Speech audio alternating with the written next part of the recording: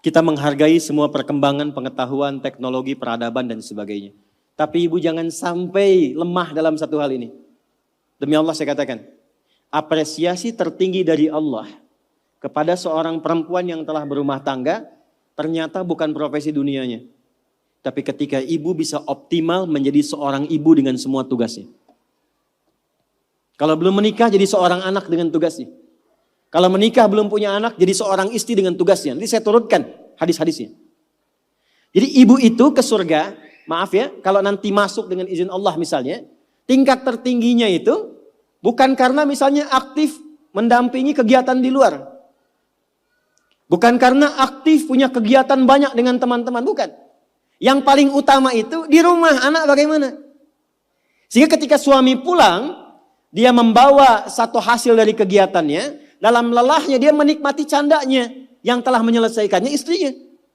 Itu bu, setiap apa yang dikerjakan kalau benar demikian, perhatikan hadisnya di At-Tirmidzi. Idza shallatil mar'atu shalataha wa shamat shamaha wa hafizat farjaha qila laha yaumal qiyamati udkhulil jannata min haitsu syi'ti. Kalau ada seorang perempuan gak pernah sholat sunnah, cuma sholat fardu saja. Gak pernah puasa sunnah, puasanya Ramadan saja. Dia menaati pada suaminya, menjaga kehormatan keluarganya. Dia menempatkan tugas di rumah sebagai tugas utamanya. Maka apa yang terjadi? Qila laha yaumal qiyamati. Dikatakan kepada perempuan ini saat kembali kepada Allah di yaumil hisab. Udkhulil jannata min haitsu syi'ti. Cepat langsung masuk surga dari pintu mana saja yang kamu kehendaki. Gak ada hisab. Sekarang ibu gak dilarang, silakan.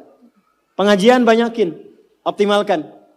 Tapi dengan pengajian itu balik bawa ilmunya kepada anak. Kalau perlu aja. Kegiatan di luar silahkan. Tapi jangan sampai, maaf, ibu aktif di luar, tapi anak ibu dititipkan pada orang lain. Sehingga dia mendapatkan karakter dari perawatnya, bukan dari ibunya. Jadi wajar kalau dia gak kenal ibunya. Wajar kalau gak akrab. Wajar kalau dia mencari jati diri di luar. Karena dia gak kenal ibunya. Bangga kalau sudah banyak penampilan bisa dirubah. Ibu gak khawatir kalau anaknya mencari perhatian di luar. Ibu gak pernah bahkan sempat menyapanya. Cuman ketemu, berangkat, tidur, ketemu lagi. Lalu apa yang mau dicari dari apa yang dikumpulkan itu? Nah, Sayyidah Khadijah itu sebelum Nabi pulang itu sudah hatam. Makanya kita belum pernah dengar kan kisah cerita Fatimah merewelkan Nabi. Pernah gak? Umi Kulsum merepotkan Nabi, nggak ada. Dan selalu silent kisahnya. Pulang ke rumah itu selalu kisah di rumah itu tenang. Nggak ada satupun bab problem rumah tangga Nabi dengan anak, nggak ada. Siapa perannya? Sayyidah Khadijah karena beliau mengerti optimalnya harus dari beliau. Sehingga ketika suami pulang nggak ada diskusi beban lagi yang bertambah untuknya.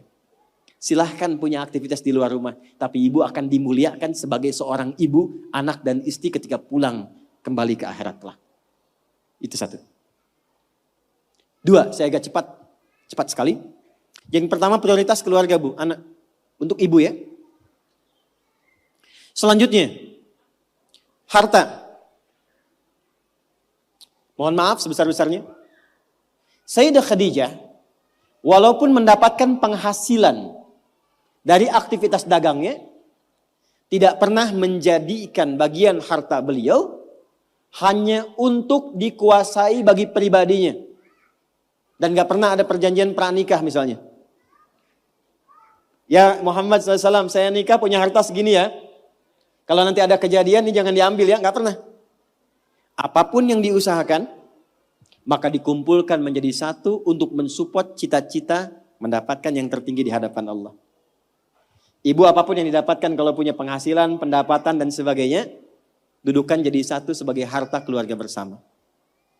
Rumuskan untuk anak-anak. Anak pertama mau kemana? Bikin tabungan, bikin persiapan. Anak kedua seperti apa? Anak ketiga bagaimana? Bicara dengan suami. Maka ini diantara ciri yang pernah diajarkan oleh Sayyidah Khadijah. Sekalipun dagangannya cukup banyak, tapi semua yang dihasilkan untuk mensupport kegiatan yang diarahkan pada tujuan yang sama. Surga. Jelas? Oke, yang terakhir. Meluangkan waktu untuk diskusi, bicara, ngobrol yang saling menguatkan, bukan mengungkit kekurangan. Tuh.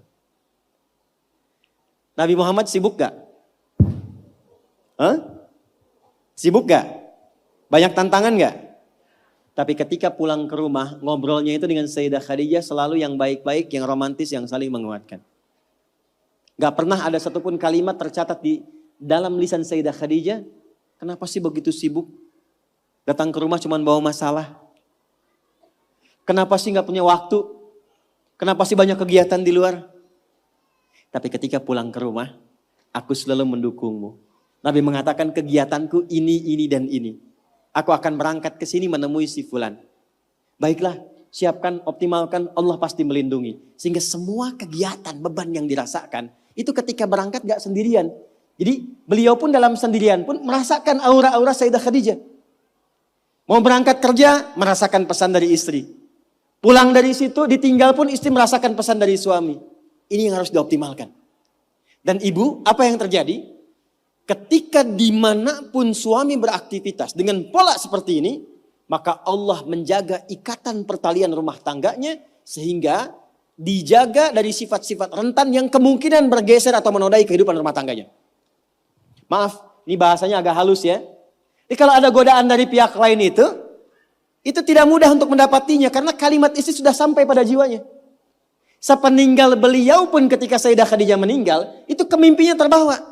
Karena kenapa? Dialognya nyambung. Khadijah. Ke bawah. Bisa nggak menciptakan suasana itu? Jadi kalau kita simpulkan satu, tingkatkan hubungan dengan Allah lewat skema sholat dengan baik. Yang kedua, jadi ibu yang paripurna yang memperhatikan keadaan anak, keluarga dengan sempurna. Sekalipun ada aktivitas di luar, pastikan yang di dalam baik dulu. Yang ketiga, pintu dialog yang dibuka untuk saling menguatkan dengan pasangan. Itu terjaga, itu optimal, istiqomah aja Bu 3 itu sampai dengan meninggal. Maka silahkan tunggu panggilan pulang. Ya ayyatuhan nafsul mutmainnah. Irji'i ila rabbiki radiyatan mardiyah. Fadkhuli fi ibadi. Wadkhuli jannati.